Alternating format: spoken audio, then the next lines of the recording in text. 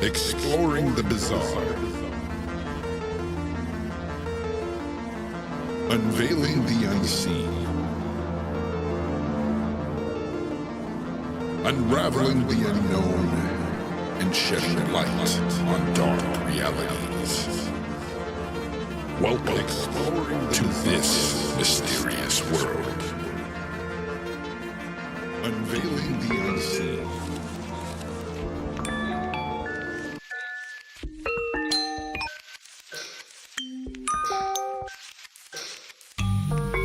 Welcome to another episode of This Mysterious World. I am your host, Jay Fonzarelli, and tonight I have a great show for you.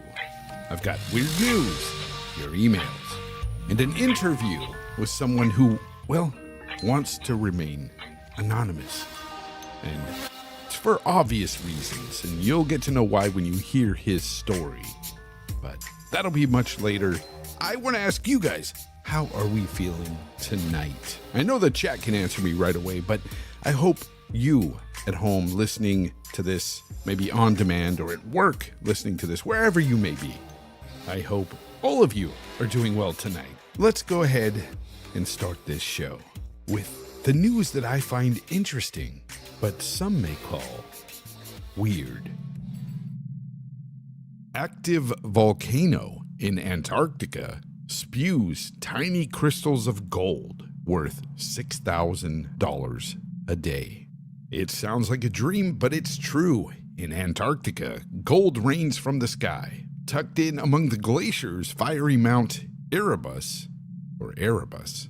Not sure how you say that, but we'll go with Erebus. It happens to be the southernmost active volcano on Earth, providing a bit of heat amid the frozen landscape. According to scientists, satellite images of the volcano reveal a lava lake that's been bubbling since at least 1972. The volcano regularly pumps out plumes of gas and steam and has been known to eject boulders of partially molten rock known as volcanic bombs. Now, while volcanic bombs sound exciting, it's the bursts of gas spraying tiny crystals of metallic gold that surprise scientists who estimate the volcano spews around 80 grams of gold a day. That's a lot of gold. Worth about $6,000, they say, every day. The gold has been found hundreds of miles away from Mount Erebus.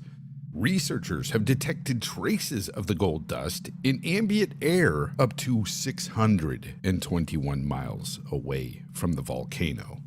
Wow. Maybe this is why they don't want us there. What do you guys say in the chat? One of these days we're going to have to do a show about Antarctica because it's pretty fascinating. Lots of strange stories around that region. I'm sure some of you out there would appreciate that show. Speaking of which, if you are listening to this on demand, maybe on Spotify, Apple Podcasts, or some other streaming platform, I urge you to come on by this little platform here, known as YouTube, of course. I say little, that's sarcasm, of course. This huge platform here at This Mysterious World, my own little channel here, where I do this live every Wednesday, try to do it every Wednesday night. Now, this show is really based on, well, participation from you. So the emails that come in, the interviews that I'm able to do with you is really what fuels this show. So as long as that keeps going, I keep going. The show keeps going. So send those emails in when you can, folks. All of it is very important to this show. Now, where was I? Oh yeah, back to the news. In the midst of a cicada invasion going on right now, sweeping across the eastern United States, swarms of crickets are besieging towns across the west, with Idaho witnessing roads blanketed by these insects to the extent that maintenance crews have resorted to using tractors for clearance. They're just scooping up piles and piles of these little bugs off these roads. Shared by the Idaho Transportation Department, footage from Highway 51 revealed the onslaught of Mormon crickets, a species infamous for their historical crop devastation, and their current impact is yet amplified by drought conditions. So the major concern here is the damage they can deal to these croplands. Personally, I find certain bugs anyway, to be really creepy, and, well, crickets happen to be on that list of bugs that just creep me the hell out. I hate crickets. They just look so gross. But imagine driving on those roads and just feeling and hearing the sounds of crunch, crunch, crunch as you drive across billions of these little creatures. I shudder at the thought of being stuck outside on that road with all of them everywhere. Just huge nope from me. I just do not like the look of crickets. Moving on. A new law would force government to declassify every UFO, or UAP, as they like to call it, document. Good luck with that. Seriously. This is titled the UAP Transparency Act. Of course, that being a reference to the term that the government likes to call them, unidentified aerial anomalous phenomenon.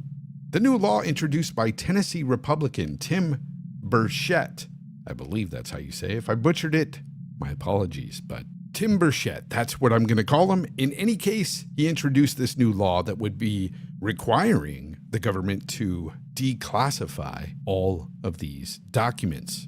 Now, apparently, Mr. Burchett is one of the legislative branch's most outspoken believers in ETs. The Tennessee congressman once claimed that UFOs were in the Bible, specifically citing the chapter of Ezekiel as evidence. As such, he's long used his power and podium to urge the government to share more information with the public about any knowledge of UFOs.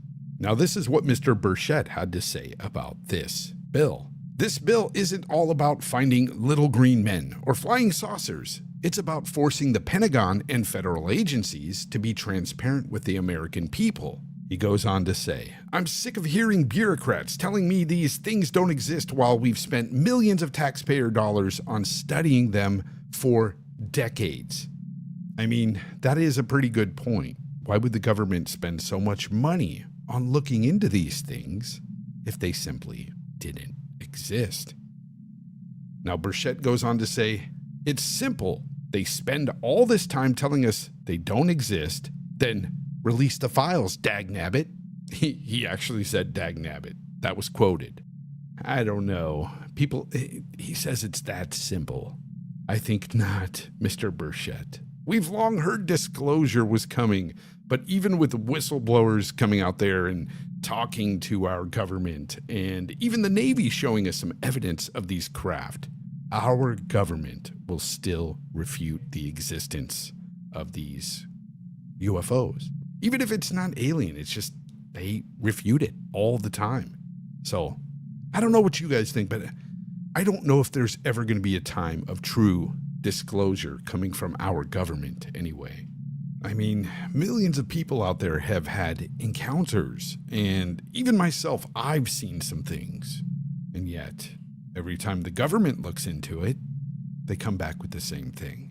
They find nothing. I don't know what to tell you. I don't believe it myself, but that's the way it's been for many years, and it's the way I think it's going to go for many, many more. Now, when we come back, your emails.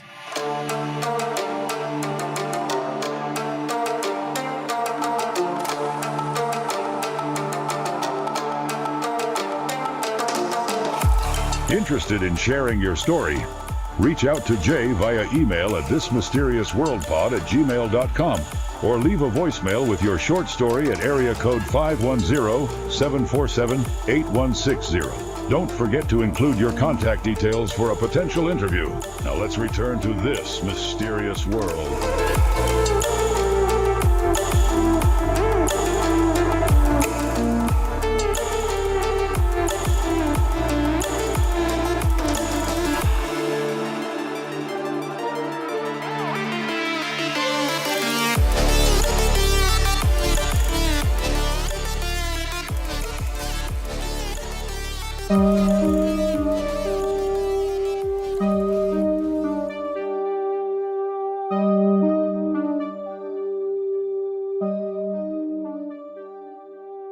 I've spent a long time trying how to best share these events. When taken in isolation, they may not seem so earth-shattering. However, in the context of how I came to be in this situation that I was in, well, to say I have conflicting emotions is an understatement. After more than 2 decades of active duty military service and nearly a decade and a half serving as a civilian contractor in capacities similar to that I held on active duty, I'd already had an amazingly interesting and fulfilling career. But it's a couple of specific events that happened over the last 10 years that I think are of special interest. I apologize for being vague, but I take my oath seriously, and I don't feel that specifics on mission type, geographical locations, etc. are especially pertinent to the stories I'm sharing. I've always been more interested in the human side of the strange and mysterious, and how people react to these types of experiences. Another specific issue that I think may be of interest is some insight into how these events can sort of just fall off the radar, so to speak, and go without report, public or private. Those of us with an interest may find it incredible that unworldly events witnessed by dozens of sane, sober, credible individuals with documented evidence, video, telemetry, etc., would always be documented in some fashion, but it turns out that's simply not the case. But we'll get to that. So the details, as I'm willing to get into them. I often tell people that although I never served at the tip of the spear, I was about as close as you can get without smelling the battlefield. I was working in an ops center type of environment, specifically tasked with supporting airborne surveillance platforms. The missions were long and results were rarely made public. These platforms carry numerous electronic and imagery-based surveillance systems that are tailored to the mission's requirements, and they're often very long flight periods from the operating location to the target location, known as transit periods. The outgoing portions of the missions are usually filled with the crew running through routine systems and safety checks, ensuring everything will be ready once they get on target. But the transit home can often be a bit boring if everything went well and there were no problems requiring attention en route. Often, the crew members will get bored and use this time to engage in unofficial training. Now, as my seat in the ops center afforded me a front row seat with real-time video feeds of what these aircraft were looking at, we'd get to see not only the missions as they unfolded, but how the crew spent this transit time home. Oftentimes, we'd see them simply looking at the moon. The resolution is better than you think, by the way. Maybe observe a far-off coastline or tiny village, or maybe even try to find and track a moving vehicle on the ground, sea or air. One evening, in the mid-2010s, we noticed that the crew is focusing on an interesting geological formation that happened to be an active volcano. Now, I say active, not that in it was actively erupting with lava, etc., but it was discharging smoke and ash. Now, I'm no geologist, but for those of you old enough to remember the 2010 eruptions in Iceland, the smoke and ash disrupted air travel across Western Europe. Long story short, the pumice and other particulate present in volcanic ash can not only sandblast soft surfaces of traditional aircraft, but can simply destroy aircraft engines of all types. So you can imagine our surprise as we noticed the camera suddenly pick up a walnut-shaped object darting in and out of the volcanic plume of this volcano. As we sat on the operations floor, observing this, it was clear that the aircrew had noticed this object and was intently following it as well. Initially, we thought that maybe it was far from the plume, as in much closer to our aircraft, as we were flying very far from this volcano for safety reasons, of course.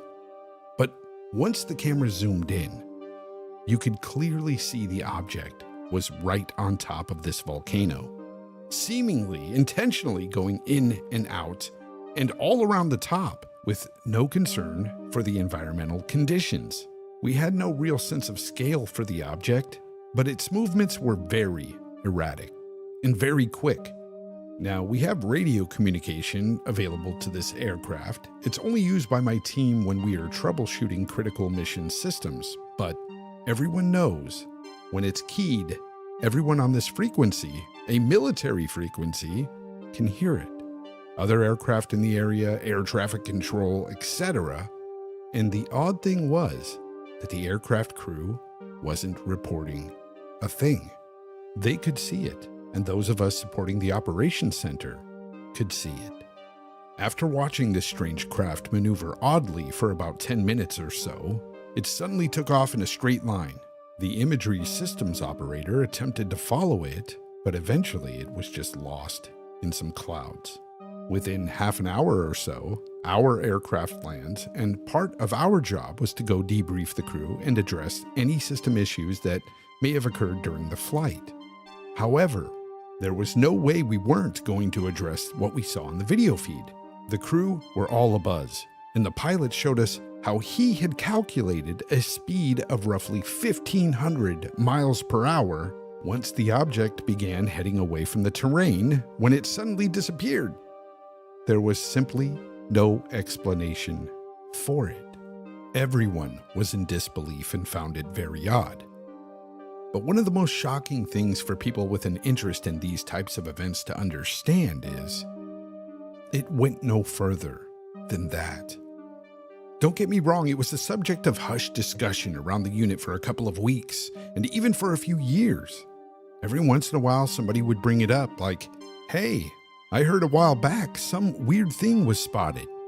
But no men in black showed up, no special reports were filled out, no super secret evidence collection crew was sent to our location.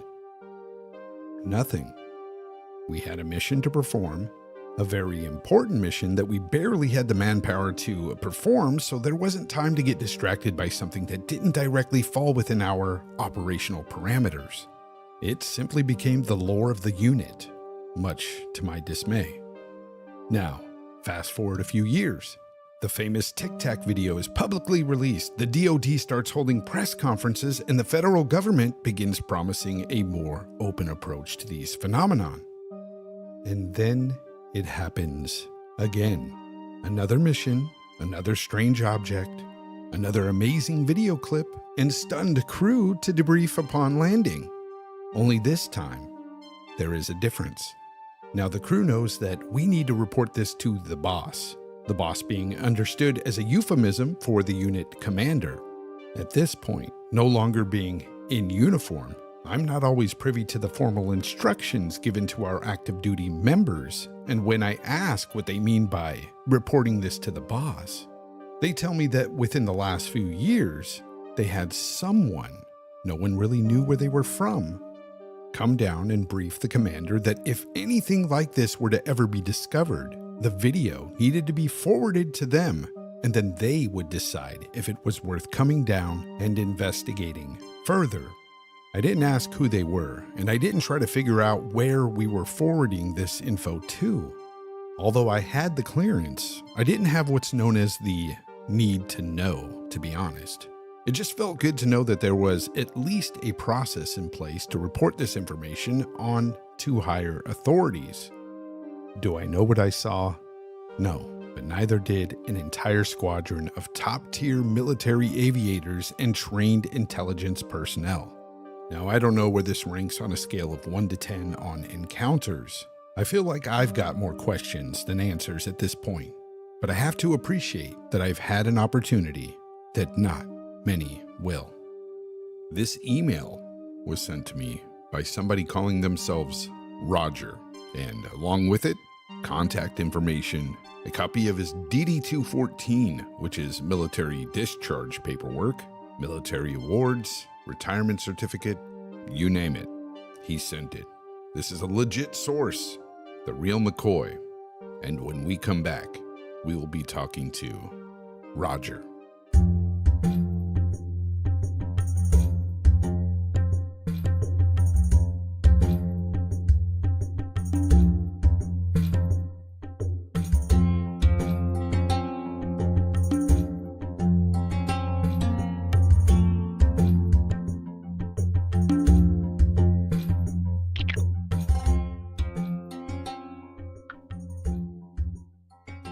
Yes, hello.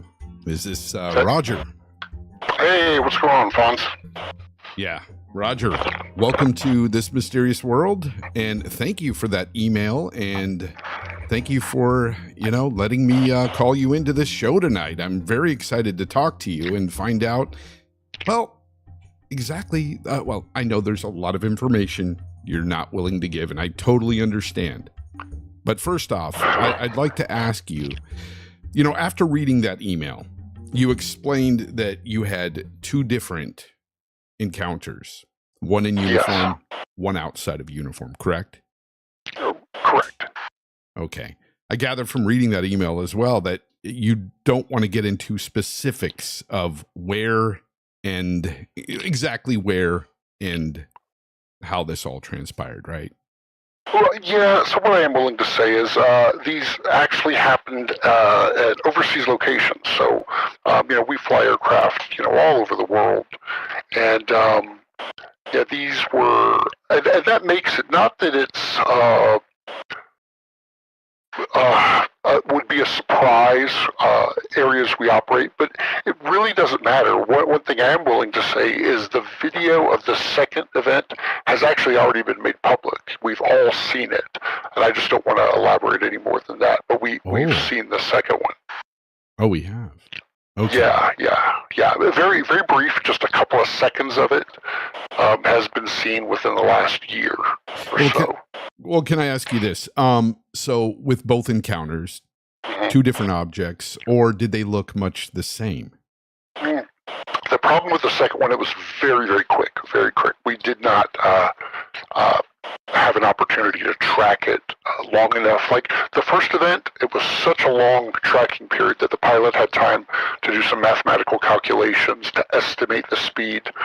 The second one was very fast. And that's why the video clip that was eventually released as part of this new Department of Defense initiative to display more openness was such a brief video clip as well, because there wasn't as much exciting footage to show. What was very interesting to me was the fact that it was at that point, on the second encounter my unit had, was finding out that now there was, if nothing more than an informal process, but a process in place to make notifications outside the unit and at least forward the video clips on for further evaluation. And like I said, at this point, nearly a 4-decade career, I had never seen a process like that actually put in place. So it was very exciting to see that. Yeah. So can you tell us, so what exactly did you see? I know you mentioned walnut-shaped object, but can you elaborate more on was there any kind of metallic sheen to it? Was the sun glistening off of it? Any of that? The most interesting part of it, so these, there's a lot of different sensor arrays that we incorporate for different mission parameters. And when you're able to go from, let's say, like a day TV to an infrared type camera, which can, or something that's designed to pick up different heat signatures, what was really interesting was there was an obvious walnut is the best description I can give. That walnut shape was a solid temperature. The entire surface was one temperature. And then around it was the best way I can describe it is Obi-Wan's glow. That was when we had the heat detecting sensors on, it was an Obi-Wan glow around the entire object. Interesting. I have. So it's not that the sensors, the sensor operators don't have instrumentation that can, make estimates of object size and stuff. Keep in mind, my role was not as aircrew, it was ground support and op center support. So, and that's not part of my debrief process to ask that sort of a thing. So, we had that short exchange when we were debriefing the aircrew, and it was more of just a gee whiz about the entire process. And that wasn't even something they did. The pilot very quickly just did the rough math, and that was literally, he showed us on the map, like, we picked it up here, It took it exactly this many seconds to where we lost it here. So doing that calculation of the distance it traveled in X number of seconds, that's how I come up with approximately 1,500 miles per hour. Wow. And that is incredibly fast, and nothing I know of can do that. Well, it was how fast it went from 0 to that is what really. Oh. And so, and I say it was lost in the cloud. So what really happened is the best analogy I can have, and of course for all the listeners out there who are coming from your video game platform viewership. So take any kind of first-person shooter where you've got magnified optic. So all of the optic arrays that are in use work on these same type of principles. So you're zoomed in, let's say, to 16 times, but keep in mind, without like getting too deep into the technical aspects of our capabilities, we are looking at things much, much higher level magnifications we're capable of doing. But when you are jumping, and I'll just use that as the analogy, from like an 8 times to a 16 times, your field of view changes very drastically, right? Yeah. So if the object was slightly off center, you might lose it, right? So this object was making such drastic turns when it was maneuvering above the cone of the volcano.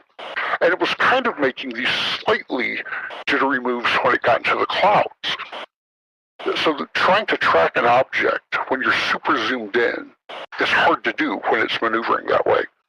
Wow. And that should not be a problem because these sensors are designed, they call it building a track. So you find the object, you build the track, which is essentially locking the sensor array onto it, and then it's supposed to follow it. But it's almost like this object was skipping in and out of, I don't want to be like hyperbolic in my language, but almost like it was skipping in and out of reality because the sensor was losing the track. It was falling off. It wasn't able to track it automatically. Wow. So the sensor was having to track it manually, and this forced the situation where he couldn't follow it, zoomed in, so he zoomed out for 1 second, couldn't see it, zoomed back in, and it was just gone after failing to automatically track it. It sounds very reminiscent of the Tic Tac videos. Yes. So I know you mentioned that in the email, and it throws me off a little bit here because I'm not sure whether that pilot was simply just so far away from that video that the imaging wasn't very good, because I know in the email you say that your resolution is better than we think. Just how good is that resolution? So there are really good, like, publicly released videos that you can find out there. But this is here's the problem. They're known quantities. So, for example, if you see a video feed of, well, let's take something we've all seen from decades ago, a Gulf War video feed of, the highway of death where, we were blowing up Iraqi tanks and armored vehicles. So you go, wow, and they may not mask the altitude on this, and you can get an idea for, okay, this is a truck that was tracked, from an aircraft at, X number of 1,000 feet, so you can get an idea for the level of detail that, you can make out the door of a truck from 20,000 feet, and this was decades ago. So just using your head, the SR-71, flew in the early 60s, but wasn't publicly acknowledged for a decade and a half. So, without getting too specific, but we know when we're looking at a truck what we're supposed to be seeing. Right, right. When we're looking at these other objects that are essentially featureless, is what we see. They're just featureless objects. Yeah, it's much harder. You have no sense of scale or reference. Yeah, so, and touching upon what you said about technology and what we know in the public eye, in the public sector anyway, There is much more going on behind the scenes with our government and tech, right? They're so far ahead. How many years would you say they are ahead of what we know to see in the public sector? Well, I'm sure I'm not the only person, maybe in your viewership, that has served in the military. So the military can tell you a couple of things, right? So we see both ends of the spectrum. So I have been compelled to use equipment that was in some instances decades behind commercial technology. Gotcha. Just because it's still available, it's rugged, but that bleeding edge of technology that is there, not everyone's going to necessarily see it, but so no one can really say unless they have been read into that program and worked on that program. And I'm not going to claim I've had the great fortune to work on some very exciting things, but I'm not going to sit here and claim that I've ever worked on any technology that I haven't. So you're not working in some base in Area 51 or anything like that. But Right. Here is a very interesting thing I will say. Throughout my entire near 4-decade association with the DoD, where I've held TSSCI clearance since the 80s, I have personally worked with 2 people. And how high? Before you go on, yes. How high is that clearance now? So I mentioned the program. So the TSSCI clearance as a clearance is basically that's going to be the generic full scope background check to ensure your access to information that can pose exceptionally grave harm to the nation if it's released. But there's a bunch of that's how they word it. If you break down all the different levels of classified information, exceptionally grave harm is how they characterize that. However, some TSSCI billets require that you have a polygraph test done. Some don't. Others will then require, you're going to need, but everyone's going to have a special program that you need to be read in. So the email I sent you, I specifically mentioned that, I'm trying to think exactly how I worded this, that, so you're read into individual programs, but at the same time, just because you have the clearance doesn't mean you have the need to know. So, for example, if I was to go to another facility, and I've gone TDY to some very interesting underground facilities that you can look at through Google Maps and you'll never know they existed. But they have to check all your programs to make sure that not only do you have the generic clearance, but are you read into all the programs that we support here for your visitor clearance to be approved. Gotcha. So, yeah. So you talk about these 2 encounters for you specifically, but have you ever heard any rumblings from colleagues or anybody who's seen similar things? Well, what I was going to mention is during my career, I have known 2 people personally that did work out in the Groom Lake facility, and the most recent person I knew, who was very interesting. For people that don't know that, by the way, Groom Lake is Area 51. Yes, and this is also the main reason I was motivated to contact you, was just how mundane many aspects of these events and encounters often end up being treated.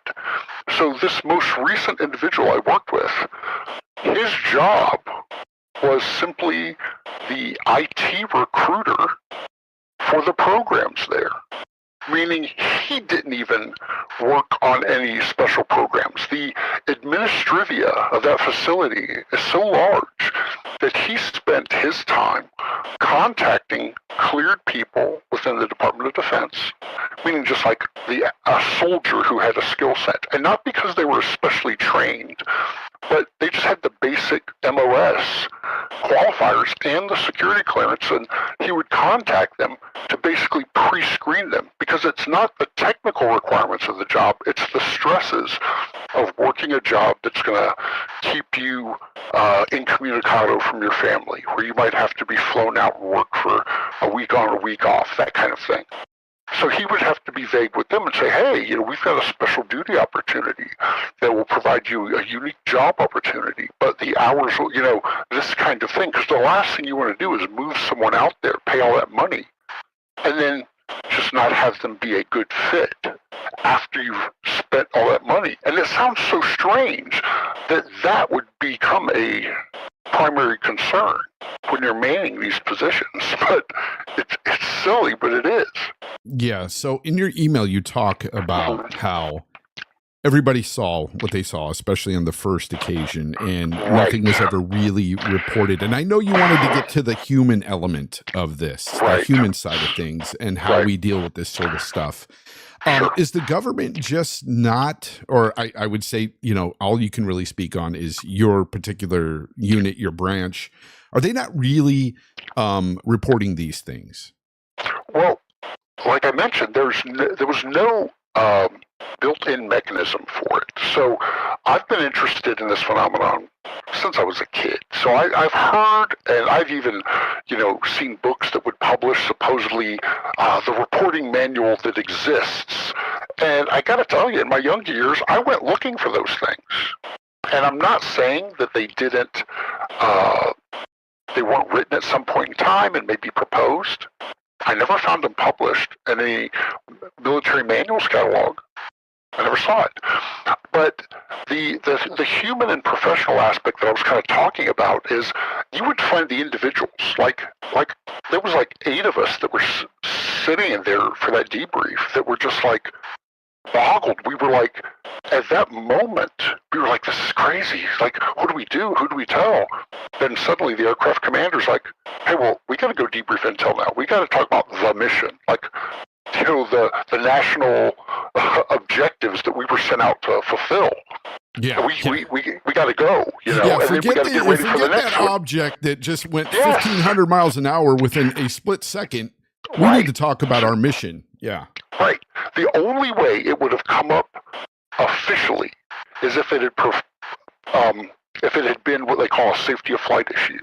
If it had come near them, interfered with their flight path, that's the only way it would have been discussed.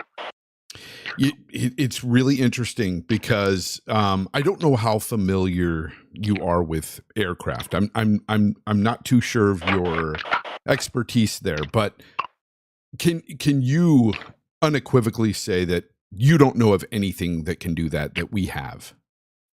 So not only can I say that, so I've supported probably half a dozen from unmanned to 30-plus crew-manned military aircraft in about 40 years, over a 40-year career. Plus that day, there was, multiple people as part of that air crew, and then the ops center was filled with a dozen intelligence officers, as well as probably 30 or 40 other air crew members, like waiting to finish their debrief, pre-briefing to go on to their missions. All of these, we had 1,000+ years of trained aviators in there, and nobody knew what that was. And interesting kind of timeline, without being very specific, is if you look at when that naval Tic Tac video was released, it was many, many years after it happened. That there was a long delay between those activities happening and then being released. This happened before the Tic Tac video was released, but well after it had happened. So we saw it, we sat on it, and then when we saw the video was released, we were like, oh, maybe something's going to happen with what we saw. But then we're like, well, no one ever did anything with it.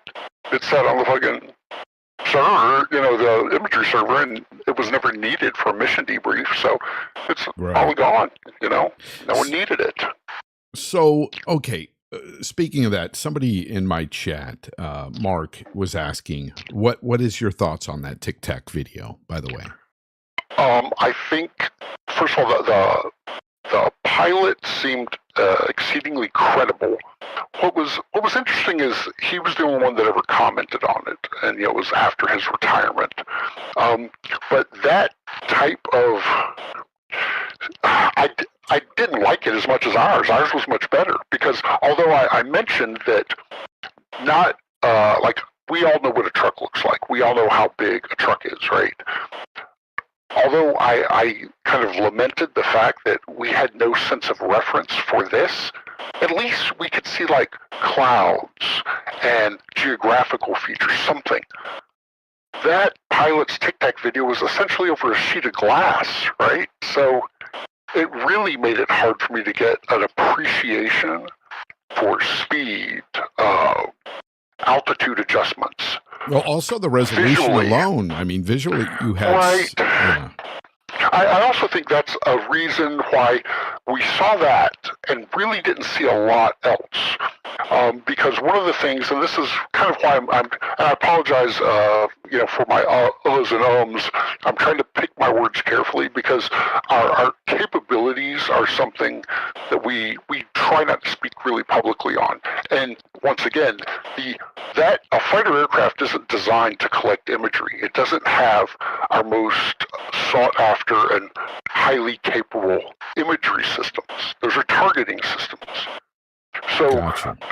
our government doesn't want to tip its hand and show the highest resolution videos we have. Like this might sound, this might be new news to you and some of your listeners out there, but if we are ever having, let's say, an international event where we suddenly claim like Nation X has moved surface-to-air missiles along this border, and then we want to release imagery to prove this, we will intentionally reduce the resolution of the images, and then we will go in and we will change the angle of every shadow on that image, because all of that tiny bits of information can reveal like where the satellite is that took the image. I mean, there's a lot of information that can be gleaned from the tiniest clues that we're trying to protect our capabilities. Speaking about protecting, I just want to let people know in my chat that we have altered his voice to an extent because, of course, you would know the nature of this topic and the classified stuff he may be touching upon here. So of course we went to some lengths to do that, so I apologize for some of the audio, but it had to be done. He is very credible. And I'll go ahead and take it upon myself to apologize to the listeners out there for the delay in this, because I actually kind of insisted upon some security measures being taken. So I'll go ahead and say it was kind of my fault for the delay in this podcast. No problem. Yeah. So one thing I wanted to talk about here, though, in regards to that, going that fast, okay. Yeah. I don't think, well, I know. I mean, you don't have to be an expert in aviation to understand this, but there's no way in hell there's a man in that thing going that fast. No. So there would have to be a level of technology for life support systems that is science fiction. And the fact that, so there's just been some open source news released about robotic controlled fighters beating man fighters. I don't know if that has come upon your radar. But if they have to choose between investing the technology in manning a conventional Earth-based aircraft with a human and doing everything it'll take to protect that human, or just automating it, they will automate it. So the only way, and so we can go around and around, and I think that's a great theoretical conversation to have, interstellar, is this time travel, dimensional. Under all those circumstances, maybe there is a reason to have a living occupant. But just to have a living occupant survive 1,000+ mile an hour, 90-degree turns, and instantaneous stops and starts, I can't imagine us investing in that when we can just automate it? Well, let me ask you this. Do you think there's a possibility of little green men, or gray men, I should say, on these craft? Sure, absolutely. It'd be foolish to say no.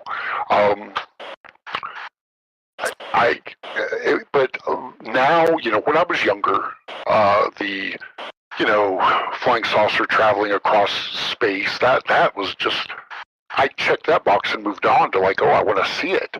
But now, as I've gotten a little older and I understand a little more about just conventional technology, and that answer does not check a lot of boxes for me.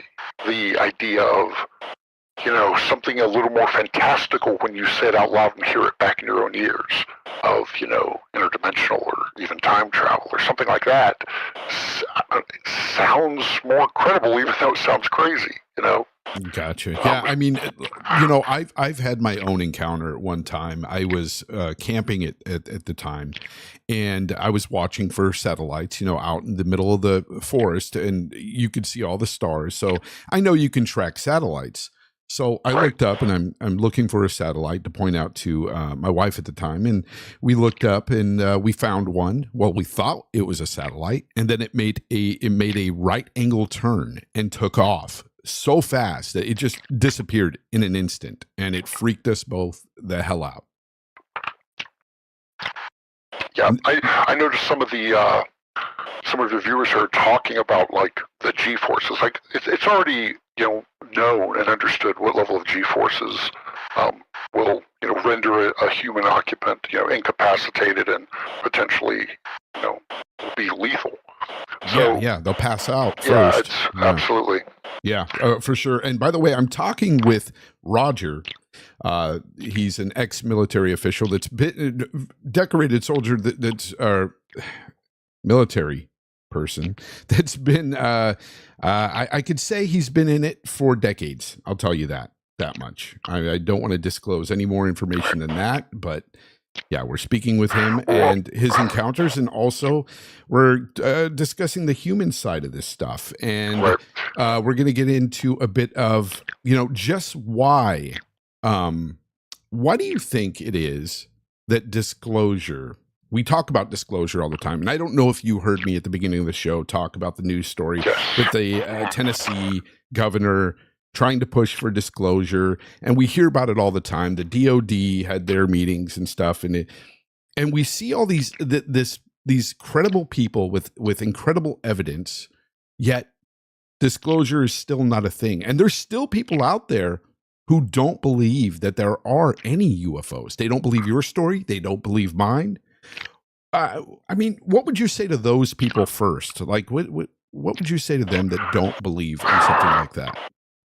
So, yeah, I was listening, and I did want to comment on that. But to your specific question first, to the people that don't believe, I would be interested in what most people will have like a foundation for whatever their core beliefs are. And if they are to go to that extreme where they can't even entertain the philosophical or theoretical idea of things that are operating outside the realm of their conventional understanding, we're probably going to find a lot of areas where we just probably can't come to common ground on. And these are probably people that are just too wrapped up in their just day-to-day existence, that they probably not only don't believe, that they're probably not concerned enough to think about much beyond what's right in their arm's reach senses, Yeah, and then there's also the religious aspect as well. Right.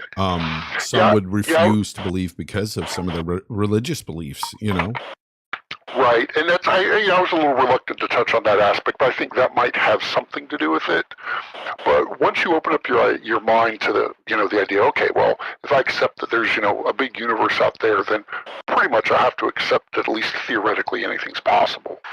Right. To the specific news story you read, I mean, that obviously kind of caught my ears, and so the idea that anything that is documented as unidentified should immediately be released, or not even, let's just not say immediately, should, even if it's a minor review process, as someone with my background and experience, you got to understand the rush to release information. Although, as a freedom-loving American, I in my bones that sits well. The idea of letting a potential adversary know what scared us, know what tech they may have that we couldn't handle. We shouldn't be quick to do that, to tip our hand and do that. There's a lot of stories that we can go back and glean from the past where, especially during the Cold War, where we did stuff to each other that caused loss of life even. And both sides kept it quiet because we knew that the high-level stakes were potentially like world impacting if we let emotions get the better of us. And and populations get excited and nervous very quickly. And I think that's become very evident over the last few years when we've watched like rumors on social media lead to some very crazy, from small level to where, a person with a following can make a false allegation. Before you know it, there's vigilantes at their house trying to kill them. Social media did that? You don't say. I mean, yeah, imagine that. Oh, man. So governments have to be very concerned about that, because something that's an unidentified aerial phenomenon one day, 2 weeks later, is literally a low-tech Chinese balloon that made it across America. So you got to be careful. All the way across, by the way. Yeah, multiple times. Well, so about that balloon, you know anything about it? So that was nothing that was on my organization's like our area of concern. So no. Okay. I just thought I'd throw it out there because that was a big deal, and a lot of people were thinking, man, they're just tracking all of our, facilities and just taking pictures and images and videos and relaying it back to them, and it was well that shows you why it's not always a high-tech threat you have to be concerned about. So something that I often share with people is if you ever have a chance to work on a government computer system, you're going to find all the USB ports are locked down. You're like, why are all the USB ports? Is it just because of folks that have taken things like classified imagery? And it's not even that. It's all of the malware that's been introduced to government computer systems. And there's more than one enemy computer network that we've taken down, not because we had, some high-tech hacker that used a satellite connection that did something crazy, but literally because you had an inside person go out to the parking lot of a classified facility and drop a USB stick on the ground. Because if you have a USB stick that you found on a bus, what's probably the first thing you're going to do when you get home? You're going to put it in your drive and play. Of course. So our adversarial, nations in the world, they're not, who don't have as good of computer security programs as we do. They have humans just like we do. And we figured that out. You drop a USB stick in the parking lot of a very secure facility, someone's going to pick it up, take it into that facility, and plug it in a computer. Right. Man, so disclosure. Do you think it's ever coming? Yes.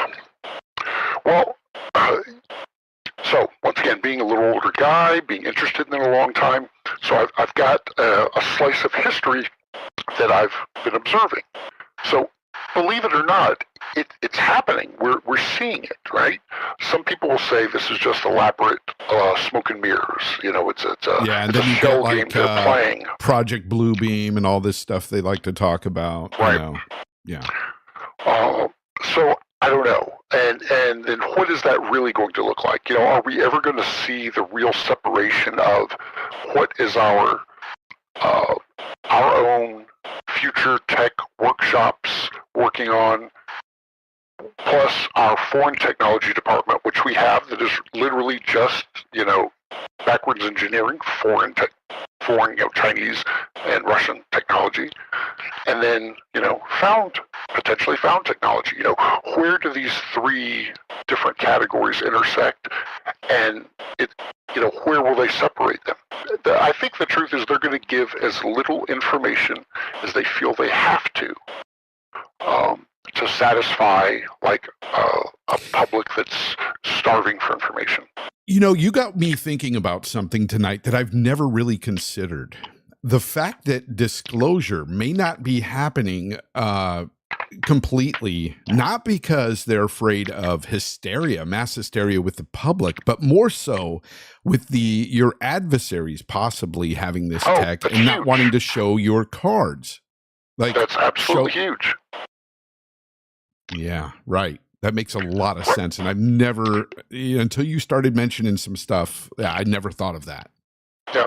So, just imagine what a national defense failure it would be if suddenly the Department of Defense and top politicians come out and say, okay, finally, we're going to show you this, and this is imagery of a strange craft that clearly exceeds all human technological capability, and not only did we catch it appearing and disappearing on our radar, we have video of it landing and dispatching humanoid figures who are apparently collecting some samples, and we have no explanation. We just have to admit this. Meanwhile, there's Russians back in Moscow giggling as they look at the listening devices that their pilots planted on the edge of, Nellis Air Force Base in Nevada, going, man, we really got them. Yeah, that would be devastating. Yeah, I could see that, and it's just something I've never thought of before until tonight. So that's pretty eye opening for me. Yeah. So disclosure. Look, I firmly believe in the existence of UFOs, just because I've had my little encounter. As small as it was something that it couldn't have been anything other than either piloted remotely or piloted from within whatever that was I saw, because the right angle turn, the way it took off, it was just, there's no way that it was just a satellite or some kind of anomaly in the sky just floating. It definitely wasn't that. And it sounds kind of like what you saw with this object, the first one you talked about, and the way it was really erratic and moving, kind of jittery, darting in and out. What do you think? That's one of the things I wanted to ask, because I've looked up, because of your email, I've tried to look into volcanoes and UFOs, and I came across interesting things where there has been sightings of UFOs around active volcanoes, and also this, supposedly UFOs near the sun. As crazy as that sounds.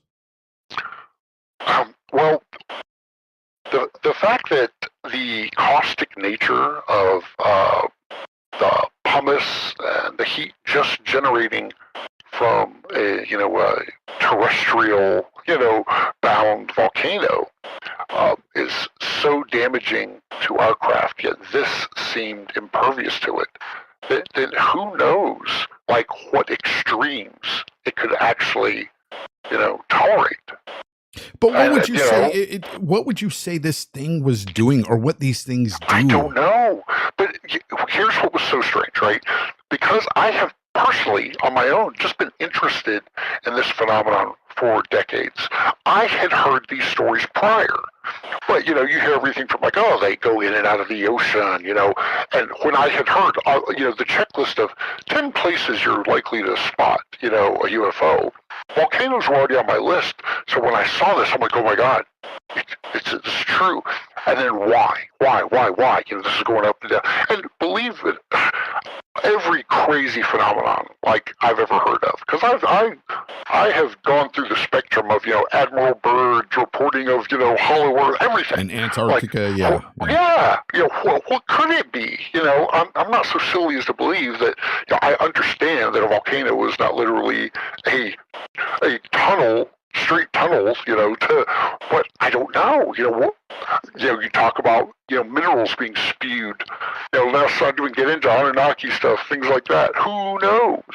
Yeah, I don't know. So you don't believe that Admiral Byrd, his reports on the Germans working with aliens and their technology in Hollow Earth?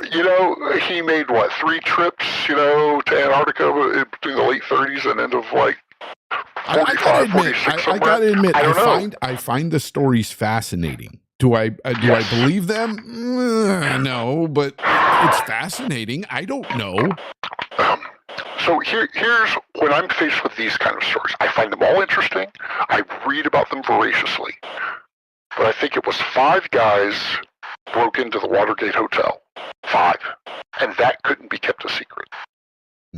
So the nature of military operations that take thousands of people to do, you're not going to keep that a secret.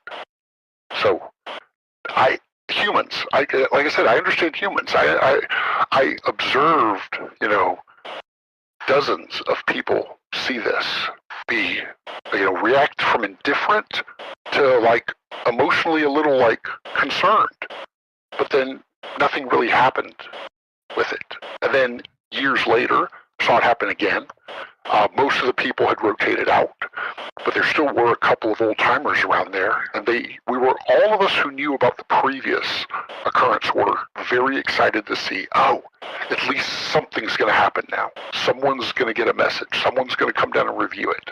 So people generally, want to be validated in some fashion, when they experience something like this. Yeah, of course. And I'd say for all of us who went through this, that's the best word I can use, was validation in some fashion, Yeah, you think some of your colleagues probably felt that when they saw the Tic Tac video and the DOD speaking. Yeah. Well, like I said, the second one did make it through the wickets and did end up getting publicly released.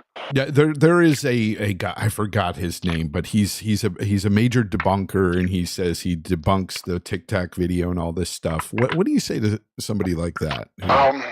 Do you remember? Do you know who I'm talking about? Are you familiar? I probably have seen the videos, but I know there was at least one person, and the second he started commenting, simply looking at the overlays that were still visible on the pilot's screen, I knew he didn't know what he was talking about.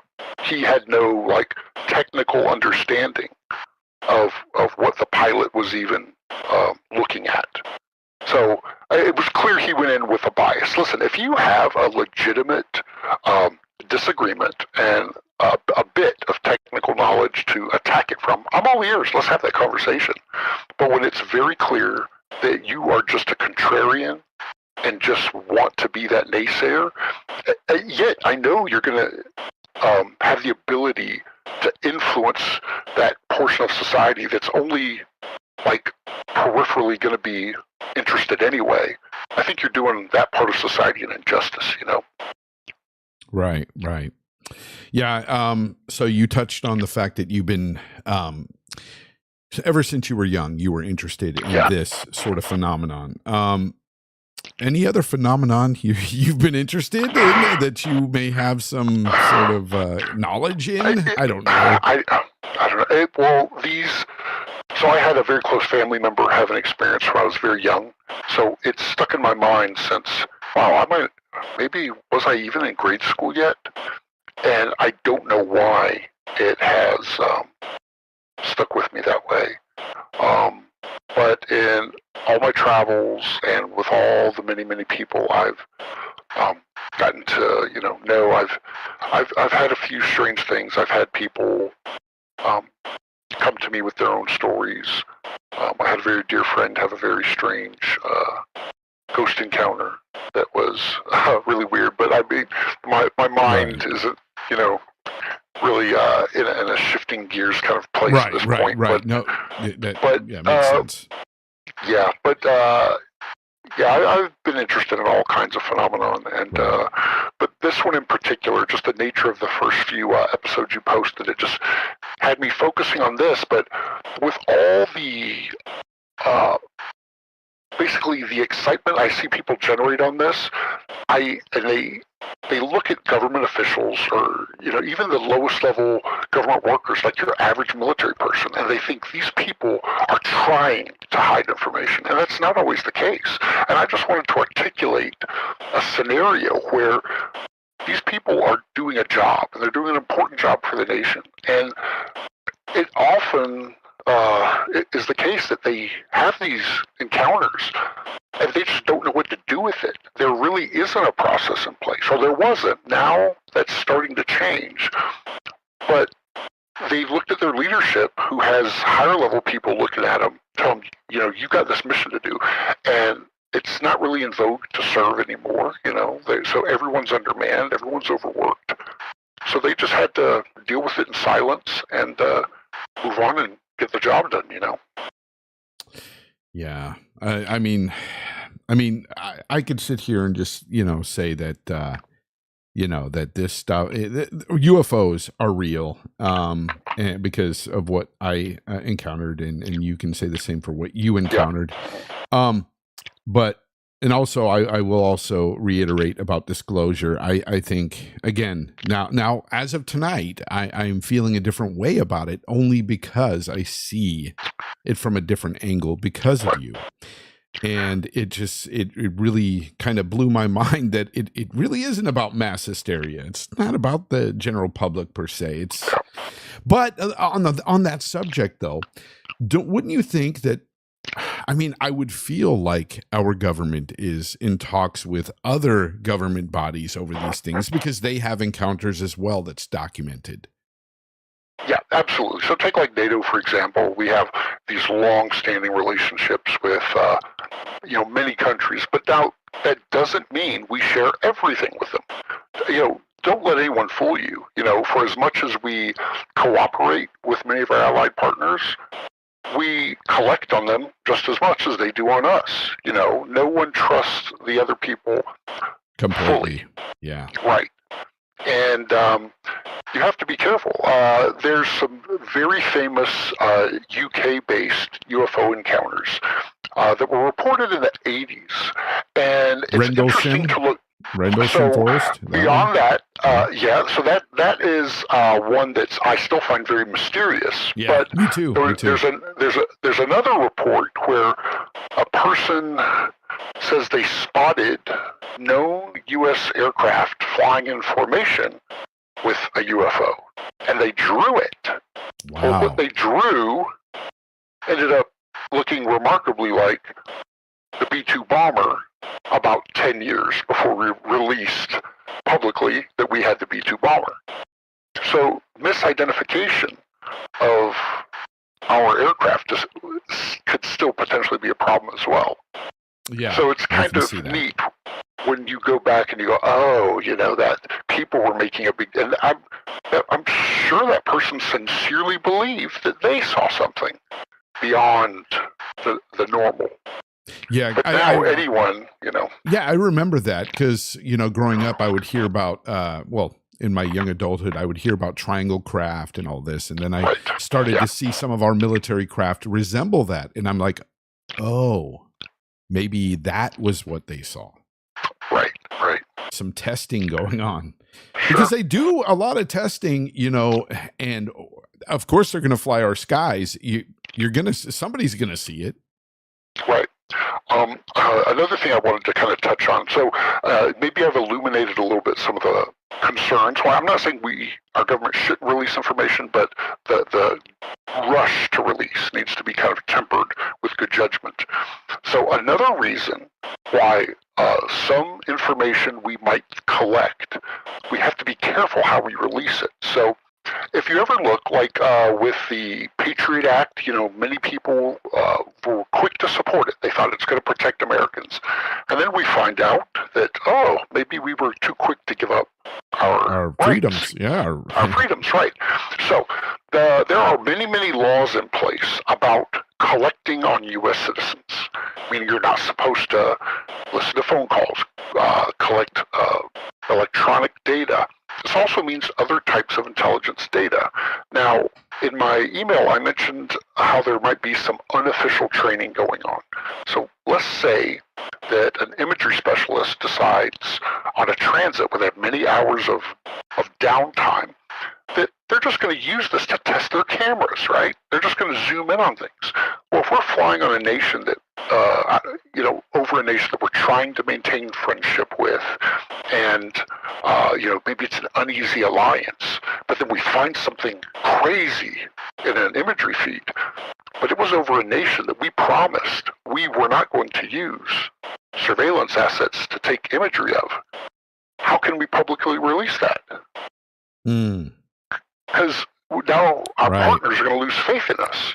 Yeah. So these are all kinds of human things that people who only are really focused on we want to know and we want to know now might not take into consideration. Is it worth breaking an alliance with a very important strategic partner because we saw something weird, over country X? Because how will we explain how we captured that video?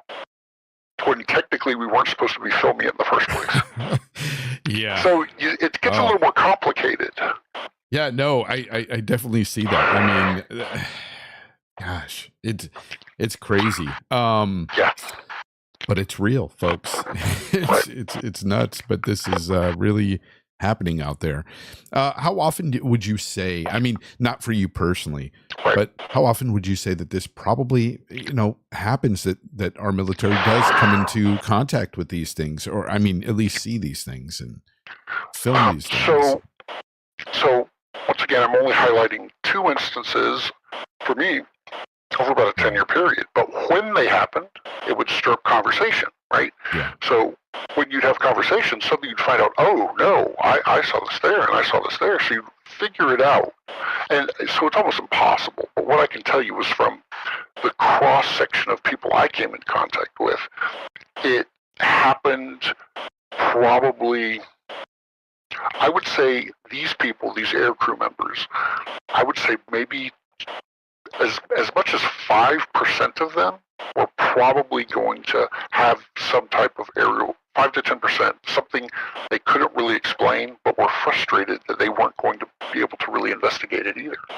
Yeah, so it's not a lot, but it's more than I thought. Yeah, exactly. That's what I was going to say. It may not sound like a lot percentage-wise, but that's kind of quite a bit to be able to see something like that, because, again, there's so many people out there that have not had any type of an encounter at all. Right. And so, and I love the way you ended that email with saying that you were lucky enough to witness that. But one thing is, you mentioned that it was, that they didn't report on it, and it was to your dismay. What can you expand on that a bit? Like, what were you feeling at the time? So, as I was kind of writing that to you, it was really, I was just kind of dumping. Like, I was just like letting it flow, and I used that word, and I didn't tie it together until we were just now talking, that it was validation. Like, I was upset knowing, because like I said, I've been interested in this my whole life. So finally, like, seeing it myself, and then knowing, and then I'm standing in a debrief room with like a dozen other people who saw it too. So we're excited, like, what's going to happen now? And then suddenly the aircraft commander's like, well, nothing's going to fucking happen. I gotta go talk to intel, and then I gotta get ready, do post brief, and realize, you gotta be fucking kidding me. This is how the story ends, Gotcha. So that's that lack of any sort of, I mean, we had the personal validation with each other. Like I said, we talked about it, and shift change came in, we talked about, like, dude, you guys got to go check this, like, Intel still got the video, look at this. And eventually, like I said, it just kind of became lore after a few years. Yeah. So how vivid in your mind is this video for you? Does it still play out? Okay. Perfect. So I asked you about what it was actually doing in there, but of course you don't know. But what can you explain exactly what it was doing, the maneuvers and everything it was doing in this volcano? So initially, just hovering. We just like, what is that? Because then we thought, is that like the sun? Is that like a reflection? Because we're looking at it far away. and they start doing the zoom. Click, click, and the zoom happens in steps. It's not like a smooth zoom, it's a stepped zoom. And suddenly we're like, holy shit, wait, that's an object. It's like it's moving. What? It's like moving like, I couldn't really determine like we would have had to have been above it, kind of looking down to determine like if it was doing a flight pattern, like if it was doing squares, triangles, circles around the top. But you could tell it was moving. Yeah. Okay.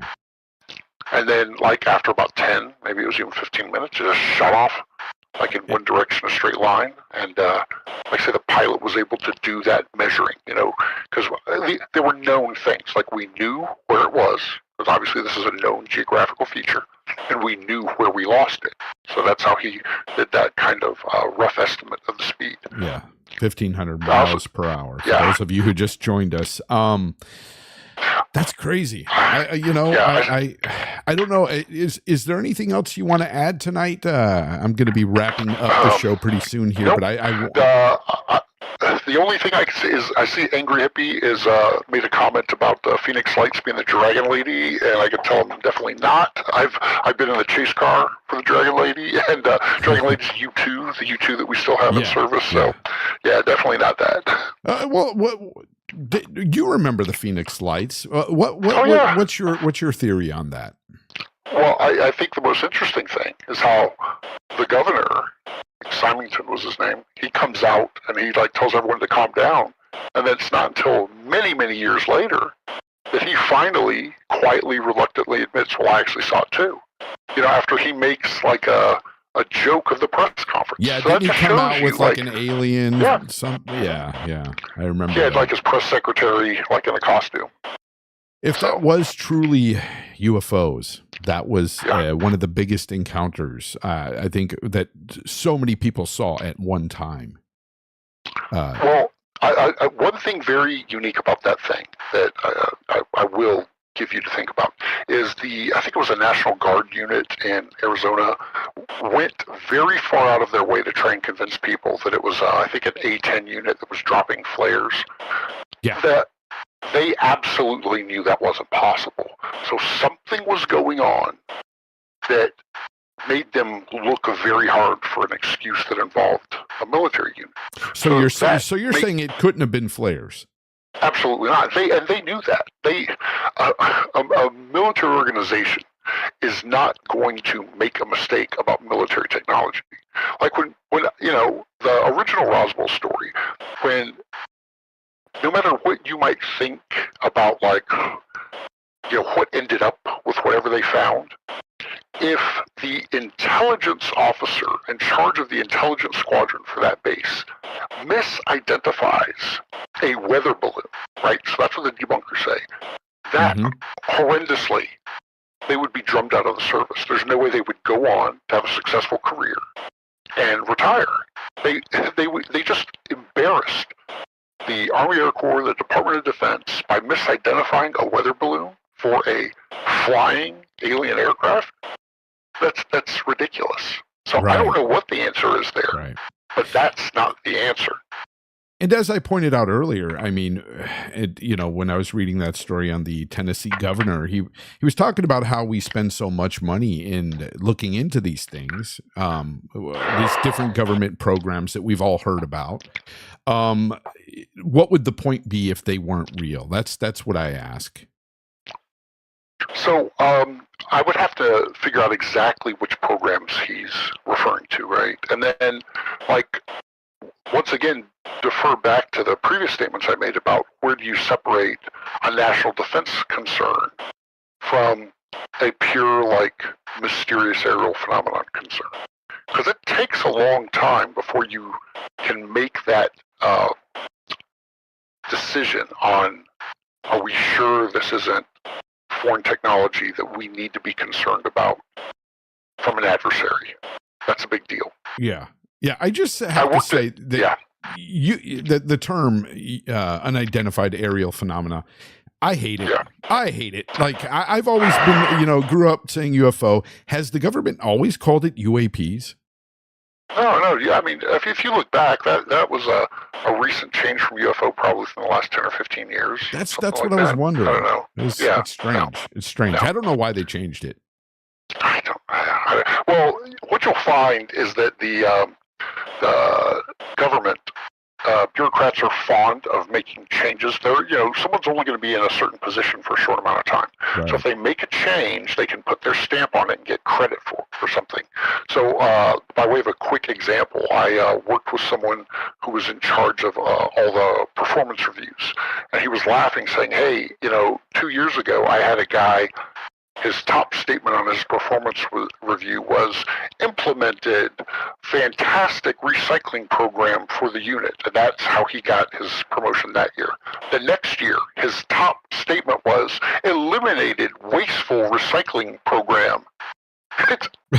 It's right. He did but that's how ridiculous government functionaries are. It's thinking we're going to have a short memory by just changing names and moving money around. Yeah, that's really silly. Well, yeah. Roger, I want to thank you for joining us tonight and enlightening us on the story. And actually, you've changed my outlook on certain things, and it's pretty wild. I want to thank everybody in the chat for coming out tonight. Thank you very much. But I will let you go, Roger. Thank you for your time, and thank you for your service to this country. I appreciate it. Keep up the good work. All right.